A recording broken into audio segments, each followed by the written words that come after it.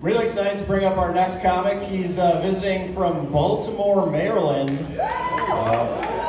Possibly the only place more violent than Chicago. So when he gets on stage, give him a nice warm stabbing. All right. Give it up for the very funny Matt Hurley. Yeah, what is up, Chicago? How you feeling? Hell yeah. This is my first time performing in Chicago, so I said one more time, how you feeling? I'm actually from Chicago originally too, so this is a big fucking moment for me. All right, let's not fuck it up. Okay. All right, so I'm a full-time comic, but I had a job before this, so we're family at this point. So I want you guys to start guessing right now what you thought my job was. Go. Accountant. Mom, that one just hurts. That one doesn't feel good. I gotta lose these man tits. Okay, no. All right, this was a terrible way to start my set. No, I was an analytical chemist at Johns Hopkins. That's what I did in Baltimore. And I worked in a lab that studied how drugs affect the brain. Any fans of drugs in here? This is one of my research is so well funded, baby. Everyone fucking loves drugs. Now I did this with rats, okay? So I'd give the rats some marijuana, give the rats some cocaine, give the rats some methamphetamine, put them in a box, come back 2 hours later, write down some observations. I gave the rats some marijuana, I came back 2 hours later, guys, these rats were making cold cut sandwiches. Where'd you get the little refrigerator from? The countertop, the butter knife, or that fucking mayo? What the hell? And then I gave them the Coke. But you guys, I forgot to start that timer. I came back 8 seconds later, and these rats had already started a podcast. They were doing their first ad read. They're like, this podcast is sponsored by people who don't throw out their trash every week, because that's what us rats live. Stupid. And then I gave them the meth. Man, front row right here. What do you think happened when I gave the rats the meth? I'm talking to you, this isn't TV.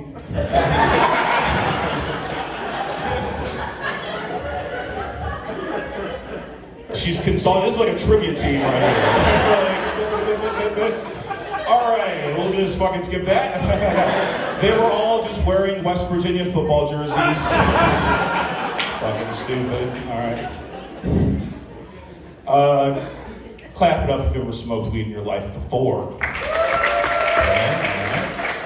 Now clap it up if you've ever smoked with your mom before. A little less, a little bit more excited right here though. That was interesting. But you know why it's less, right? Because when you smoke weed with your mom, you've crossed a line.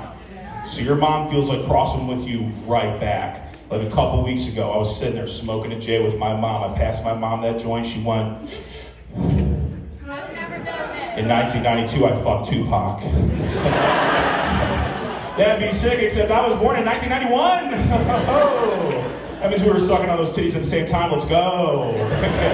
So my mom's a strange bird, obviously. So I smoked with my dad. I passed my dad that joint. He went. In 1992, I watched your mom fuck Tupac. Yeah, fuck me. All right. I don't have much time with you all. I'm doing a little guest spot tonight.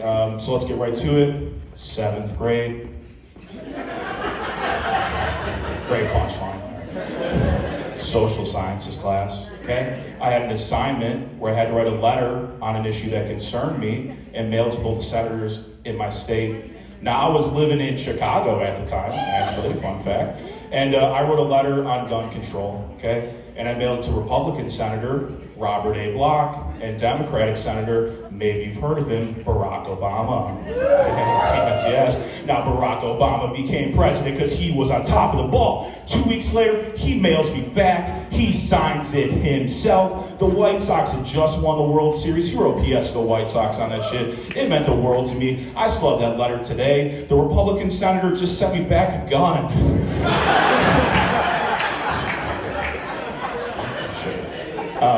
They take that Second Amendment pretty fucking seriously.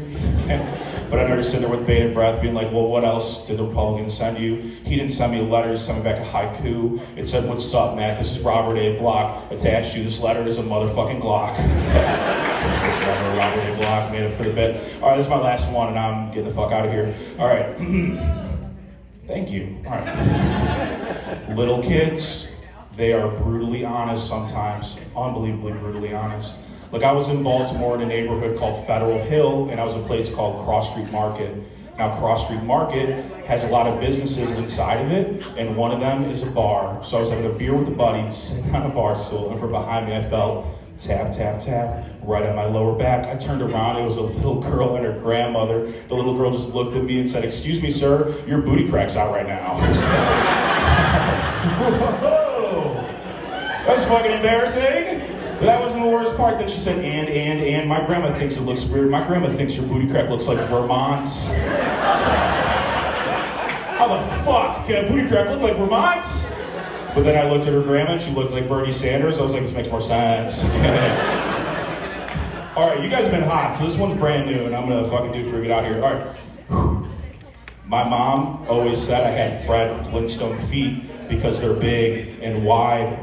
And now I know you're wondering, do you have a Fred Flintstone dick? I do. It's yabba dabba 2 inches. Okay. My name's Matt Hurley. Give it up for your last cheers.